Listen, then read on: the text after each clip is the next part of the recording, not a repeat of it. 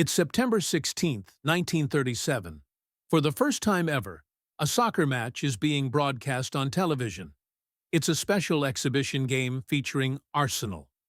Now, let's imagine a player scores. What's the big celebration? A firm handshake.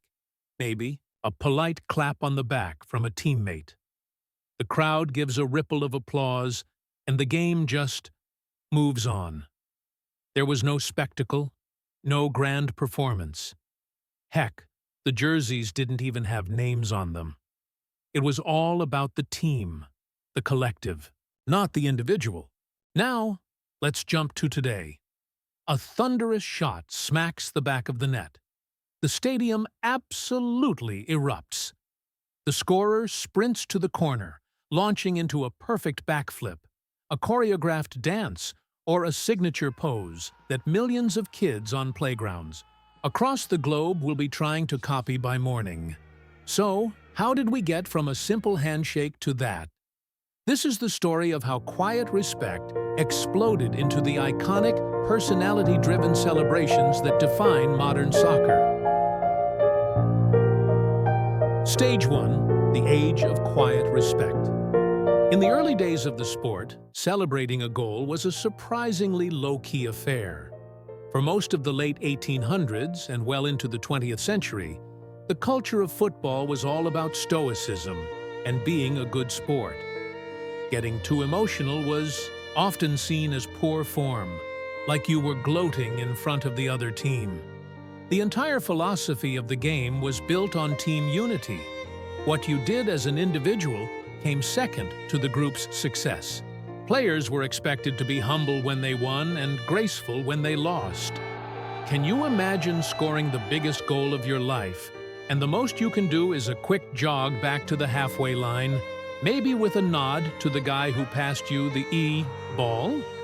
It seems unbelievable now, but that was the standard. The people in charge actively shut down anything more. As late as 1975, the Football League declared that kissing and cuddling should be stopped, and players continuing to act in this way should be charged with bringing the game into disrepute. In 1982, even FIFA got involved, saying that exuberant outbursts of players jumping on each other should be banned. This reserved attitude just mirrored the times, where big public displays of emotion weren't really the done thing. But as the world started to loosen up, so did the beautiful game. That stiff upper lip began to tremble, and the first cracks started to appear in that wall of quiet respect. The first sparks of joy. The 1960s and 70s were the turning point. As more and more games were broadcast on TV, players went from being local heroes to recognizable stars. And with that growing fame came a new sense of individualism. All that raw, unfiltered emotion that had been bottled up for decades finally started to bubble to the surface. We started to see more than just handshakes. A fist pumped in the air, an embrace that lasted just a beat too long, a quick sprint over to the cheering fans. These were little acts of rebellion against the old, stuffy rules. The first real steps toward a new kind of expression. They weren't planned or rehearsed. They were just spontaneous bursts of the pure joy and relief that comes with scoring. This wasn't some overnight revolution, though. It was a slow burn that set the stage for the creative explosion that was about to hit. The officials and old-school purists might not have liked it, but the tide was turning. Players were starting to realize that scoring a goal was a moment to be savored, a chance to connect with the fans who lived and breathed this sport with them. They were figuring out that a celebration could be more than just a celebration. It could be a statement. And in the 1990s, one man at a World Cup would make a statement so loud it changed the game forever. Stage 3. The birth of the icon, the 1990 World Cup in Italy. This is the moment the goal celebration officially became an art form. 38-year-old from Cameroon named Roger Mila. After being coaxed out of retirement to play for his country, Mila didn't just score 4 massive goals. He celebrated every single one with an iconic hip-swiveling makossa, dance around the corner flag. Instantly, Mila's dance went viral, 90s style. It was pure, unscripted joy. At a time when most celebrations were still just a simple fist pump, Mila brought a personality and flair to the world stage that was absolutely infectious. He wasn't just celebrating a goal. He was sharing his culture and his spirit with millions of people watching. As he later explained it, the fans come to the stadium to have fun, to dance. Playing football and celebrating is the same. It is dancing. Mila basically opened the floodgates.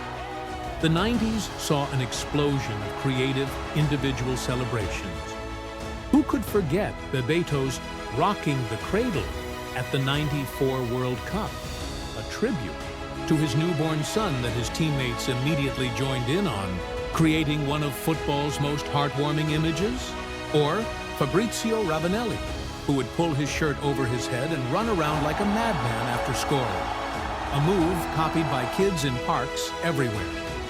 This was the decade when players figured out their celebration was their signature. It was a way to make a name for yourself. With global media beaming these moments everywhere, celebrations went from being fleeting moments of happiness to legendary pieces of soccer history. Stage 4. The celebration as a brand. The time we hit the 21st.